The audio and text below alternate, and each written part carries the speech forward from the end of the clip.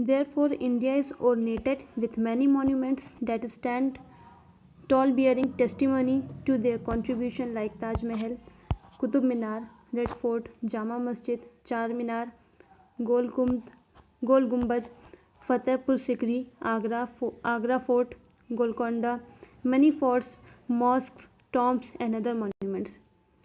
तो इंडिया जो है बहुत से मॉन्यूमेंट से, बहुत सी इमारतों से सजा हुआ है। इमारतों का पूरा कंट्री है और ये सारी इमारतें इस बात की गवाही देती हैं, जैसे कि ताजमहल, कुतुब मीनार, रेड फोर्ट, जामा मस्जिद, चार मीनार, गोल गुम्बद, Fatehpur Sikri, Agra fort, Golconda fort, many forts और भी बहुत से फोर्ट्स हैं और मॉस्क हैं। ये बताती हैं कि इंडिया एक बहुत ही अलग अलग इमारतों के से सजा हुआ है, बना हुआ है। एंड अदर मॉन्यूमेंट्स, मतलब ये सारी मॉन्यूमेंट्स और ये सब सारी इमारतें इंडिया में पाई जाती हैं। तो इंडिया जो है बहुत सारी इमारतों से एक सजा हुई कंट्री है। Traditional music, folklores, languages are the example of intangible heritage which shows the abstract heritage and culture of a country.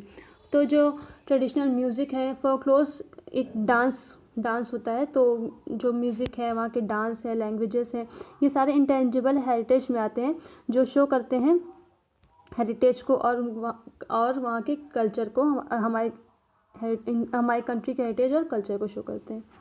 Types of cultural heritage. अब हम लोग देखेंगे कल्चरल हेरिटेज के types.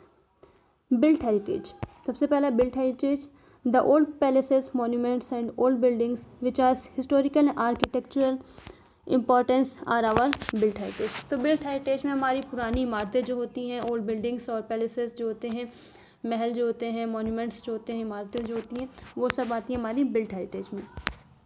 Artefacts, objects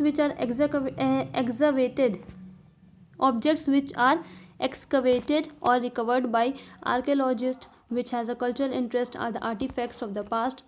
These may include documents, painting, pottery, vessels and articles of clothing etc. तो artefacts क्या होता है? जो आर्कियोलॉजी, जो पहले ज़माने की जो चीज़ें होती थी उनको बरामद किए थे और वो सारी चीज़ें हमारी होती हैं आर्टिफैक्ट्स। और उन चीज़ों में क्या क्या आता है? हमारे डॉक्यूमेंट्स आ सकता है, पेंटिंग आ सकती है, पॉटरी आ सकती है, वेसल्स आ सकती है और क्लोथिंग भी आ सकती है। तो जो आर्कियोलॉजिस्ट हैं, आर्कियोलॉजिस्ट मतलब जो हिस्ट्री के बारे में पढ़ते हैं उनको आर्कियोलॉजिस्ट कहते हैं, ह्यूमन हिस्ट्री के बारे में पढ़ते हैं।